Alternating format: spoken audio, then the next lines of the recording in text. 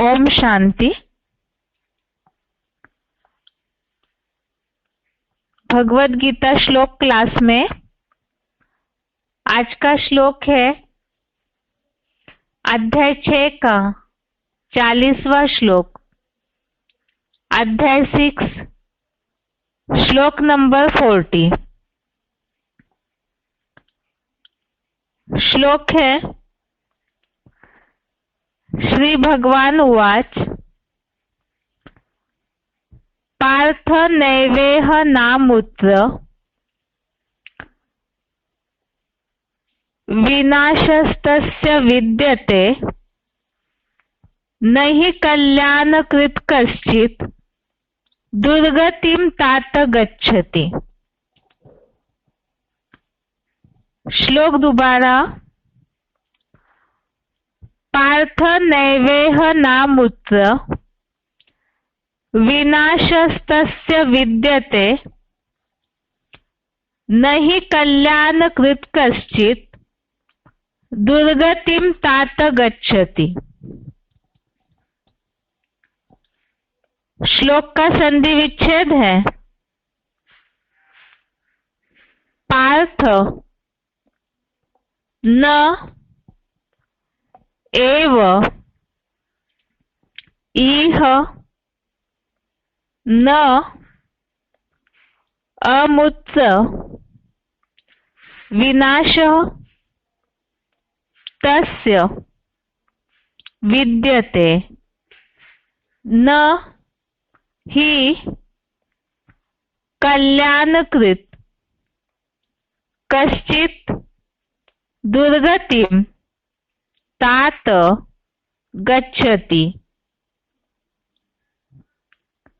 संधि विच्छेद दोबारा।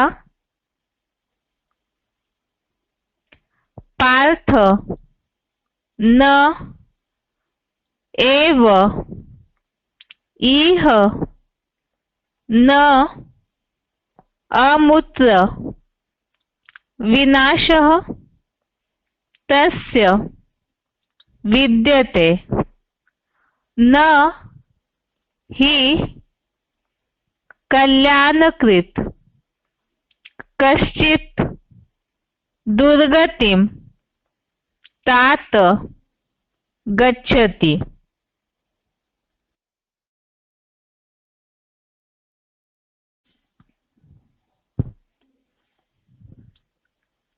शब्दों के अर्थ है पार्थ अर्थात हे पृथ्वीपति, तस्य अर्थात उसका, न अर्थात न, इह अर्थात इस लोक में,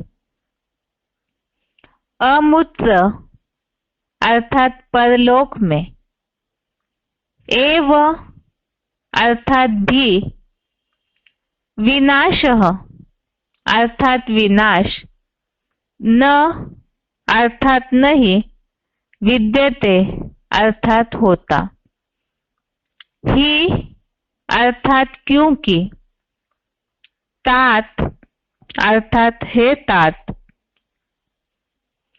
कश्चित अर्थात कोई भी, कल्याणकृत अर्थात कल्याणकारी, दुर्गतिम अर्थात दुर्गति में, न अर्थात नहीं, गच्छति अर्थात जाति। शब्दों के अर्थ दोबारा।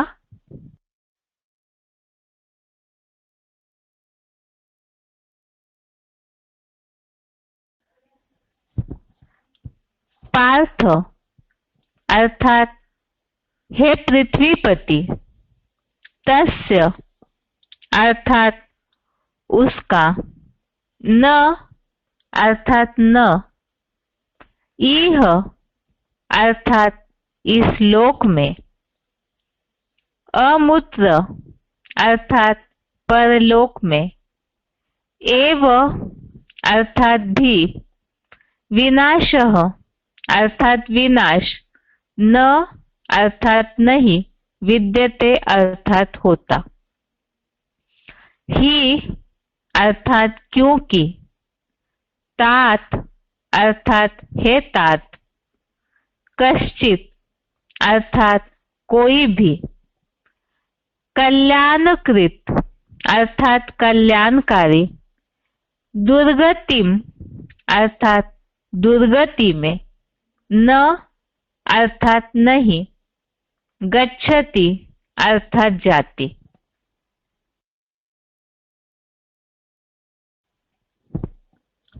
श्लोक का अर्थ है, हे पृथ्वीपति, उसका न इस लोक में परलोक में भी विनाश नहीं होता, क्योंकि हे तात, कोई भी कल्याणकारी दुर्गति में नहीं जाती।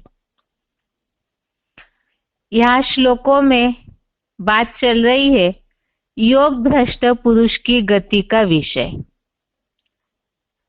और भी इसमें हेडिंग है ध्यान योगी की महिमा, वो तो श्लोक आगे आएंगे, लेकिन यहाँ शुरू के श्लोकों में बात चल रही है योग भ्रष्ट पुरुष की गति का विषय, और जिसका अर्थ हमने समझा था जो श्लोक नंबर 38 में उल्लेखित है।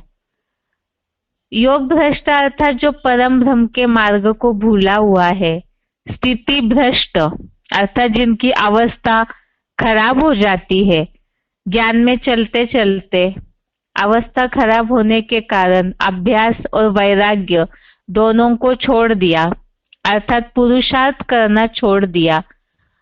तो ऐसों की गति के बारे में अर्जुन ने भगवान से पूछा है कि उनकी क्या गति होगी। जैसे कि कल के श्लोक में उल्लेख है कि भगवान के सिवाय और कोई भी इस संशय को दूर नहीं कर सकता है, ज्ञान के हर बात का समाधान भगवान ही देते हैं। और यहाँ तो आत्माओं की गति का विषय चल रहा है, जिन्होंने भगवान को अपनाया, ज्ञान सुना, पुरुषार्थ करना चालू किया और फिर बीच में ही रुक गए, अर्थात योग भ्रष्ट हुए, स्थिति भ्रष्ट हुई, अर्थात रुक गए बीच में ही। तो ऐसों की क्या गति होगी, इसका जवाब अर्जुन को बताते समय भगवान ने इस बात का उल्लेख किया है। वो उत्तर ही, अर्जुन के प्रश्नों का उत्तर ही आज के श्लोक से शुरू हो रहा है। तो भगवान ने उस बात के लिए बताया, उसका अर्थात जो स्थिति भ्रष्ट योगी है, जिन्होंने अयोगी बन जाते हैं, भोगी बन जाते हैं, पुरुषार्थ करते करते बीच में ही योग भ्रष्ट हो जाते हैं, पुरुषार्थ करना छोड़ देते हैं।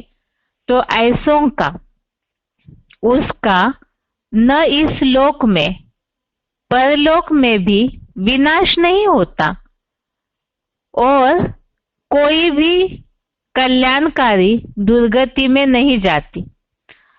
इस बात को ही सही रीति समझने के लिए क्लैरिफिकेशन सहित अर्थ समझते हैं। क्लैरिफिकेशन सहित अर्थ है, हे पृथ्वीपति, उस योगी का न इस नारकीय पृथ्वी लोक में या देवलोकीय परलोक में भी सर्वथा विनाश नहीं होता, क्योंकि हे तात, कोई भी ज्ञान सूर्य विवस्वत की कल्याणकारी आत्म किरण स्वरूप सूर्यवंशी बनी औरस संतान दुर्गति में नहीं जाती। तो इसमें बताया उस योगी का, अर्थात जिन्होंने पुरुषार्थ करना चालू किया, योगी बन गए, जो पहले श्लोक में ही जो अर्जुन ने बोला है, सहज राजयोग से श्रद्धा युक्त किंतु विकारों से विचलित मन वाला योगी, अर्थात ज्ञान के प्रति श्रद्धा भावना है, लेकिन अपनी आत्मा की कमी कमजोरियों के कारण पथ भ्रष्ट, योग भ्रष्ट, स्थिति भ्रष्ट हो जाते हैं। तो ऐसों के लिए भगवान बता रहे हैं कि उनका इस नारकीय पृथ्वी लोक में या परलोक में भी विनाश नहीं होता है, क्योंकि जो ज्ञान सूर्य की संतान बने, यहाँ ज्ञान है ही भगवान का, ज्ञान सूर्य का ज्ञान है, और ऐसों की जो संतान बने अर्थात भगवान को जिन्होंने ज्ञान के द्वारा अपने बुद्धि से नाता जोड़ा है, अपनाया है, तो ऐसे आत्म किरण स्वरूप सूर्यवंशी बने, ज्ञान सूर्य का ज्ञान धारण कर लिया एक बार, तो ऐसी जो संतान है भगवान की बनी संतान, उनकी दुर्गति नहीं होती है। जैसे कि मुरलियों में भी शिव बाबा इस बात के लिए बोलते हैं, ब्राह्मण जीवन का किया हुआ कोई भी पुरुषार्थ व्यर्थ नहीं जाता है, तो इसी तरह से उनकी दुर्गति नहीं होगी। यही बात का जवाब इसमें दिया है। आगे के श्लोकों में और भी क्लियर बताया है कि उनका क्या होगा। एक तो यहाँ आगे के श्लोकों में जन्मों को लेकर, कहाँ जन्म होता है, कैसे उनको प्राप्ति होती है, उन सब बातों के बारे में विवरण बताया है। बाकी आज के श्लोक में यही खास बात कि एक बार जो भगवान के बन गए तो वो दुर्गति में नहीं जाते, अर्थात उन्होंने जो भी जितना पुरुषार्थ किया है वो वेस्ट नहीं होगा। इसी के लिए ही 18वें अध्याय का 71वां श्लोक, अध्याय 18 का श्लोक नंबर 71, इस श्लोक में जो उल्लेख है, जो श्रद्धावान व ईर्षा रहित मनुष्य केवल समूचे वार्तालाप सहित एडवांस गीता ज्ञान को केवल सुन लेता है, वह भी दुखों से मुक्त हुआ श्रेष्ठतम स्वर्ग का पुण्यकर्मी शुभ क्षीर सागरीय विष्णु लोकों को पा लेता है। इस श्लोक के नीचे जो मुरली पॉइंट लिखा है, मुरली तारीख 2/3/68, मुरली डेट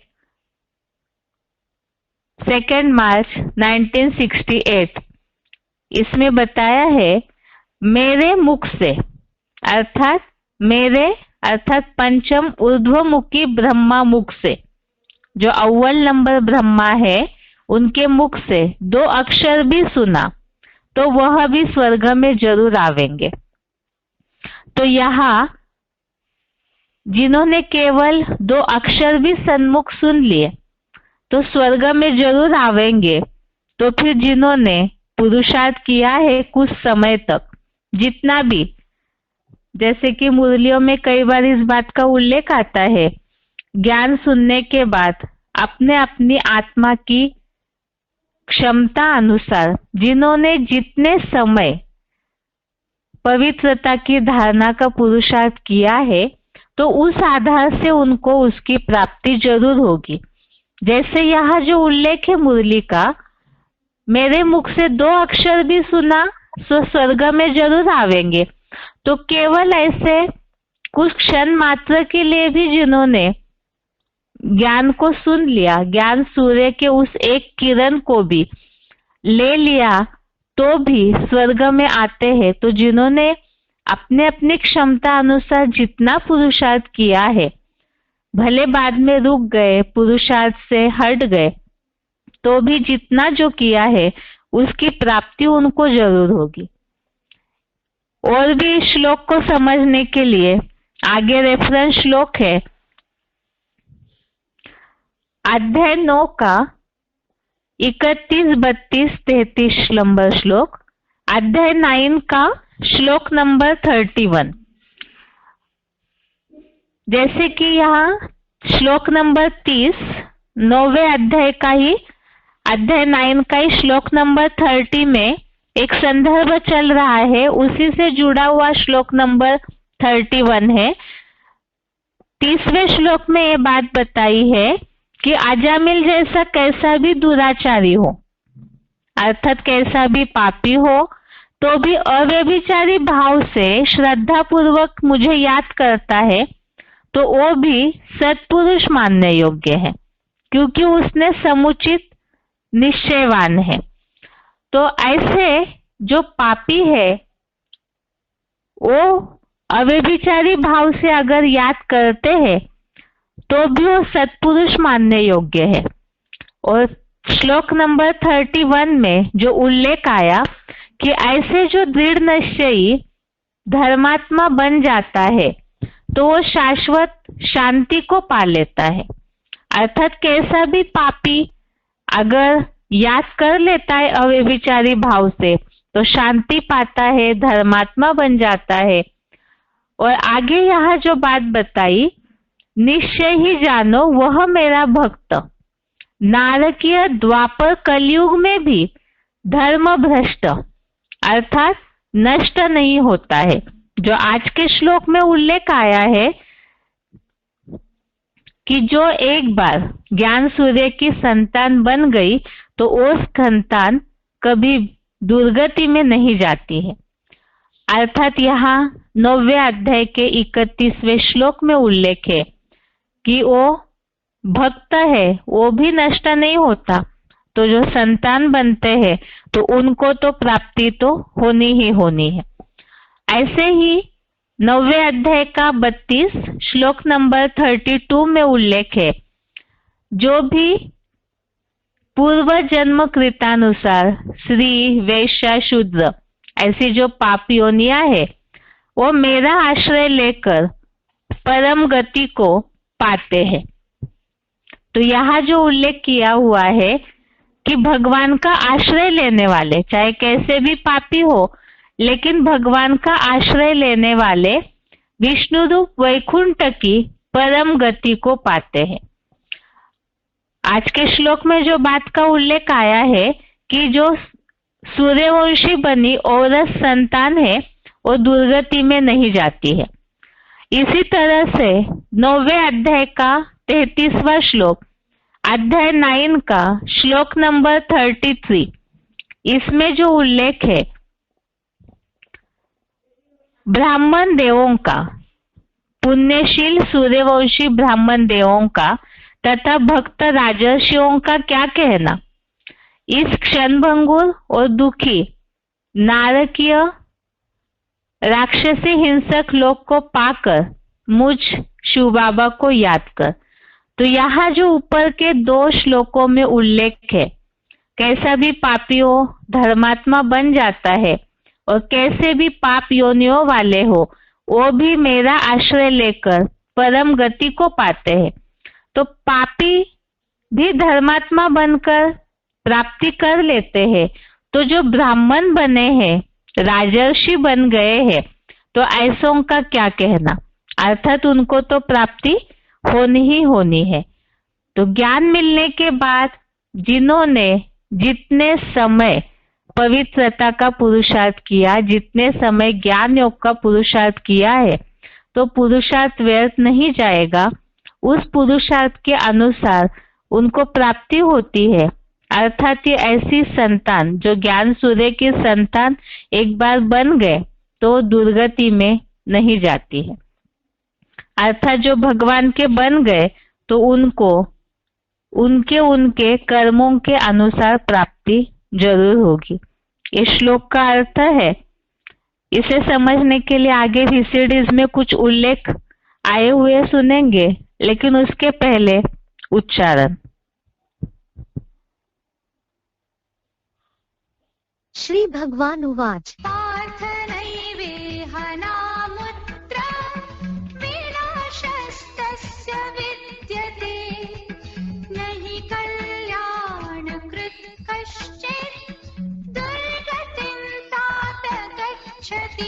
श्री भगवान ने बोला, हे पृथ्वीपति, उस योगी का ना इस नारकीय पृथ्वी लोक में या देवलोकीय परलोक में भी सर्वथा विनाश नहीं होता, क्योंकि हे तात, कोई भी ज्ञान सूर्य विवस्वत की कल्याणकारी आत्म किरण स्वरूप सूर्यवंशी बनी औरत संतान दुर्गति में नहीं जाती।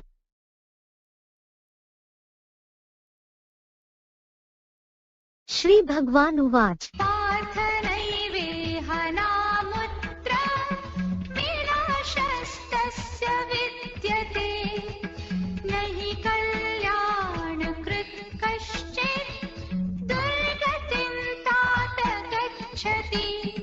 भगवान ने बोला, हे पृथ्वीपति, उस योगी का ना इस नारकीय पृथ्वी लोक में या देवलोकीय परलोक में भी सर्वथा विनाश नहीं होता, क्योंकि हे तात, कोई भी ज्ञान सूर्य विवस्वत की कल्याणकारी आत्म किरण स्वरूप सूर्यवंशी बनी औरत संतान दुर्गति में नहीं जाती। आगे है VCD number 3106, VCD number 3106, 26 minute के बाद से लिया हुआ पॉइंट है। ग्रहाचारी में गिरते हो तो फिर भी उठ सकते हैं। कल पहले भी ऐसे ही सुनाया था और ऐसे ही बच्चों को समझाया था, और बच्चे भी ऐसे ही जैसे स्कूल में पढ़ते हैं, कभी नीचे कभी ऊपर है, कोई सब्जेक्ट में ऊपर है कोई भी नीचे। और वो जो यात्रा भी करें, देखो तो यात्रा में कभी पहाड़ी के ऊपर चढ़ो, कभी नीचे जाओ, कभी ऊपर। तो अभी देखो तुम्हारी अवस्था में भी ऐसे ही होता है, कभी बहुत अच्छी ऊंची अवस्था हो जाती है और कभी एकदम नीचे। व्यापार भी होता है तो उसमें भी ग्रहाचारी बैठती है। तो ग्रहाचारी में कोई एकदम हार्ट फेल नहीं हो जाना चाहिए, नहीं, फिर भी उठ करके पुरुषार्थ करने से है उठ सकते हैं ना। फिर मनुष्य तो दिवाला निकाल करके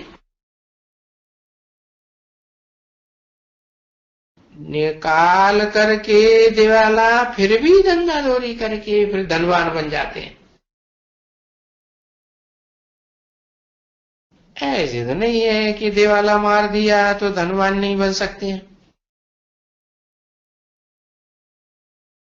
जैसे बाबा के पास भी अगर दिवाला निकाल भी जाते हैं और कोई विकार में चले जाते हैं तो भी फिर भी तो पुरुषार्थ करते हो ना। और बाबा कोई मना तो नहीं करते हैं कि अब गिर गए अब तुम किसी काम के नहीं ना, फिर भी कहेंगे पुरुषार्थ करो। अच्छा, कुछ न कुछ फिर भी तो ऊंचा पद पाएंगे ना। ये तो ठीक है, गिरे तो सही, फिर भी चढ़ना शुरू करना चाहिए। जैसे वो क्या होते हैं जो जो ये पहाड़ पर होते हैं ना, है किसी ने कहा जाल निकालते हैं, नहीं, वो मीह भी सारा बरसात का कीड़ा होता है ना, उसको स्नेल कहते हैं। क्या कहते हैं अंग्रेजी में? ये होते हैं बकरमल के मौफिक, इतना छोटा, पहाड़ियों पर होते हैं और बड़े सुहाने देखने में आते हैं, है ना। तो उनका भी मिसाल दिया हुआ है कि वो ऊपर चढ़ेगा गिरेगा फिर ऊपर चढ़ेगा। तो बाबा बच्चों को भी कहते हैं कि हाँ, ये तूफान लगेगा, बच्चों को गिरेंगे, फिर भी बाबा कहते हैं तुम बच्चे चढ़ सकते हो। ऐसे नहीं है कि नहीं चढ़ सकते हो।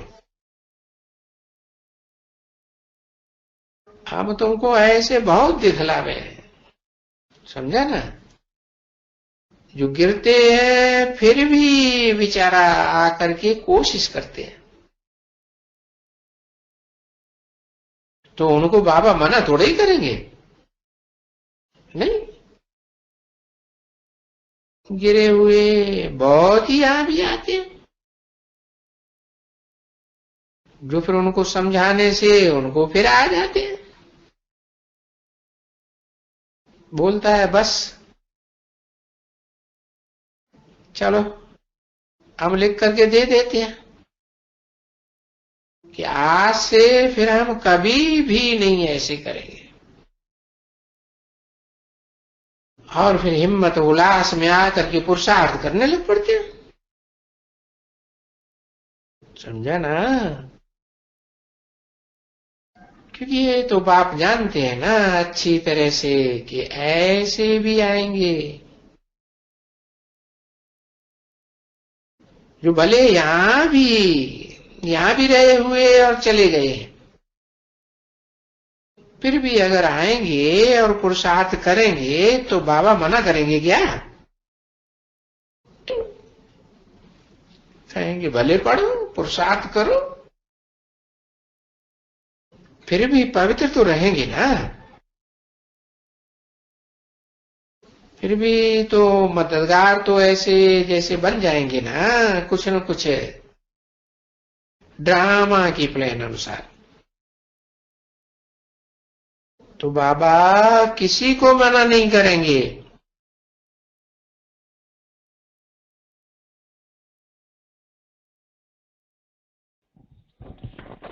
आगे का पॉइंट है VCD number 18, VCD number 18 40 minute के बाद से लिया हुआ पॉइंट है। मुकम करोति वाचालम पंगुम लंघयते गिरिम।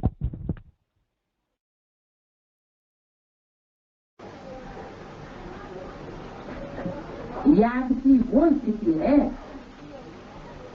तो कोई कैसा भी हो उसको श्रेष्ठ से श्रेष्ठ बना सकता है।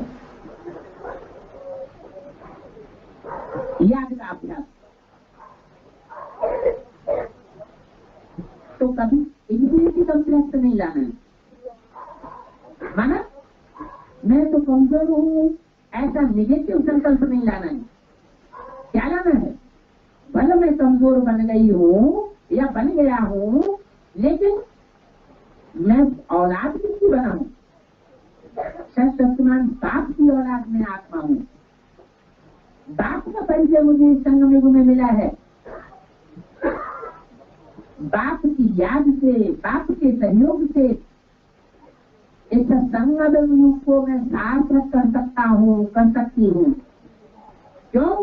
क्योंकि ये संगम युग है असंभव को संभव करने का युग।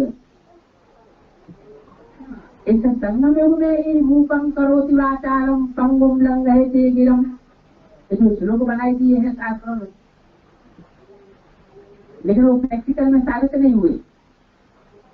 मूकम माना जो मूक आदमी है वो बोलने लग पड़ता है, जिसने कभी भाषणबाजी की ही नहीं हो, जो किसी से बात करने में भी शर्माता हो, वो व्यक्ति भी बोलने लग पड़ता है, सारे संसार को भाषण देने लग पड़ता है। छोटी छोटी कन्याएं अभी अभी आती हैं और अभी अभी सीधी दादी बन जाती है। तो मूकम करोति वाचालम पंगुम लंघयते, जो लंगड़ा है वो पहाड़ को पार कर जाता है। क्या लंगड़े अंधे की कहानी है ना? विजय वैतरणी नदी पार करने के लिए लंगड़ा और अंधा कैसे पार करें? वही नहीं सकती। तो क्या किया? लंगड़े ने अंधे का सहारा ले लिया, वो उसके ऊपर सवार हो गया, रास्ता बताता जाता है लंगड़ा।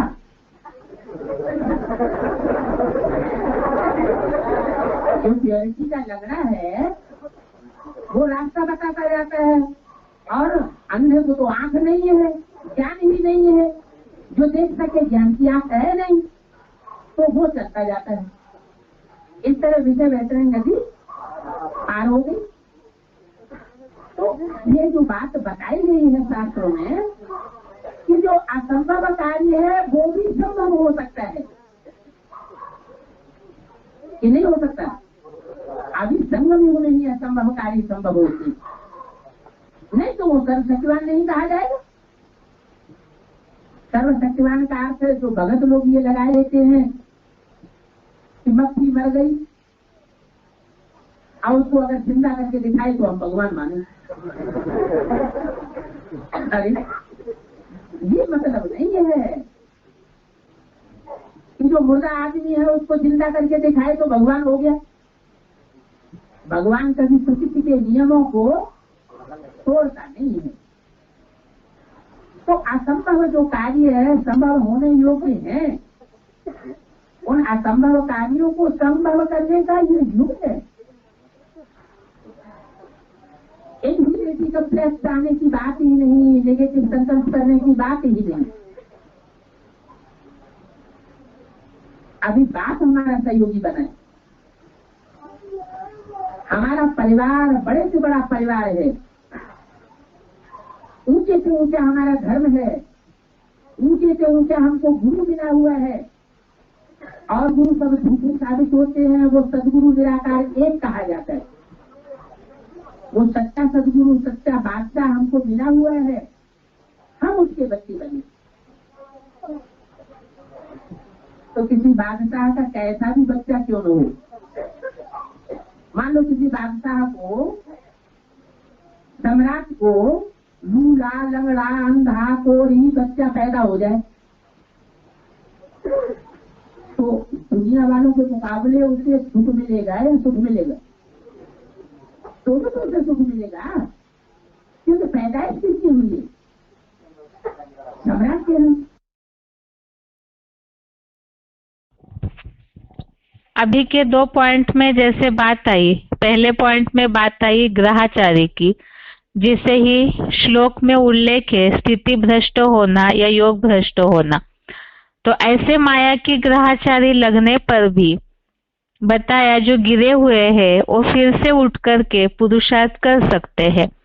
ऐसे ही अभी के पॉइंट में बात आई कि प्रयास करने पर जो सर्वशक्तिवान बाप की संतान बने हैं तो उनकी तो दुर्गति होनी ही नहीं है। तो उठ करके जो गिरे हुए हैं उठ करके दोबारा पुरुषार्थ करके फिर से चढ़ सकते हैं। आगे का पॉइंट है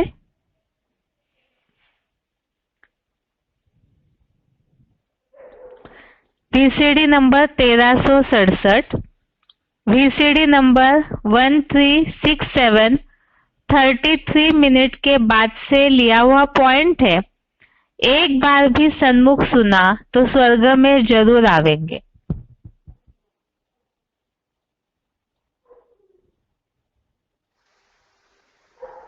फिर बाप आए हैं तो चढ़ना है। गिरते भी ऐसे हैं जैसे बिल्कुल जट बन जाते हैं। यहाँ भी बच्चे देखो कैसे चढ़ते चढ़ते नीचे गिर जाते हैं, कितना गिरते हैं बात मत पूछो। कोई तो इस बात को मानते भी नहीं है कि शिव बाबा हमको पढ़ाते हैं। अच्छे अच्छे सबसे बोल जिनकी बाप महिमा करते हैं, ऐसे बच्चे भी माया के चंबे में आ जाते हैं। जैसे माया के साथ कुश्ती होती है तो माया भी ऐसी बहादुरी से लड़ती है। लड़ते लड़ते एकदम पूरा डस लेती है। आगे चल के तुम बच्चों को मालूम पड़ता जाएगा कि माया कैसे बच्चों को एकदम भुलाई देगी। क्या भुलाई देगी? है? बाप को भुलाई देगी। फिर बाप भी कहते हैं एक बार ज्ञान सुना है तो माया कितना भी बुलावे, एक बार बाप के सन्मुख आकर ज्ञान सुना तो क्या बात पक्की हो जाती है। ऐसे बच्चे स्वर्ग में जरूर आवेंगे। मेरे मुख से 2 अक्षर भी सुना तो स्वर्ग में क्यों नहीं आवेगा, बाकी पद नहीं पा सकेंगे। मतलब पहले जिसने जो पुरुषार्थ किया है वो ही पुरुषार्थ करते करते गिरे हैं, ऐसे ही अब भी गिरते और चढ़ते रहते हैं। ये हार और जीत का खेल है। सारा मदार बच्चों की यात्रा पर है, याद की यात्रा है। आगे का पॉइंट है वार्तालाप नंबर 518, डिस्कशन नंबर 518, 32 मिनट के बाद से लिया हुआ पॉइंट है। सुबह का भूला शाम को वापस आए तो भूला हुआ नहीं कहा जाएगा।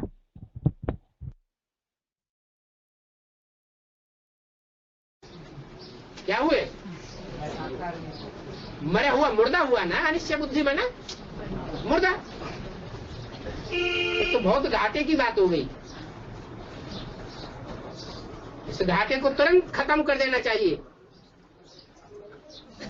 सुबह का भूला अगर शाम को रास्ते पर आ जाए, घर आ जाए और तीव्र पुरुषार्थ करे, घर परिवार के भांतियों को, माँ बाप को प्रसन्न करने का, तो उसको भूला नहीं कहेंगे। भगवान बाप तो बहुत रहमदिल है, ब्लिसफुल है। भले वो तथाकथित ब्राह्मण माफ करे या न भी करे, मोस्टली तो माफ करते ही नहीं, लेकिन बाप बहुत रहमदिल है।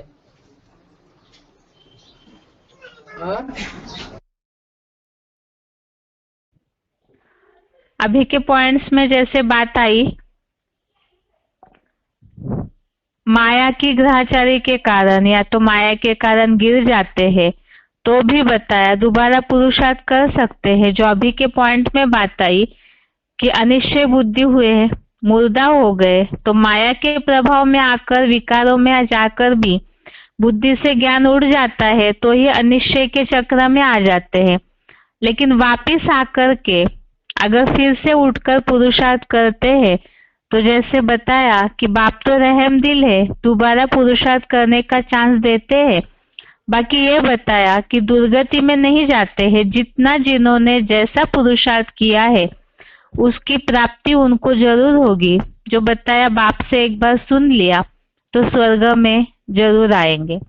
तो श्लोक का सार यही है कि जो सूर्यवंशी बने, ज्ञान सूर्य की औलाद बने, तो ऐसी संतान दुर्गति में नहीं जाती है। ये आज के श्लोक का सार है। इसके साथ ही आज के लिए गीता क्लास यहाँ तक ही। ओम शांति।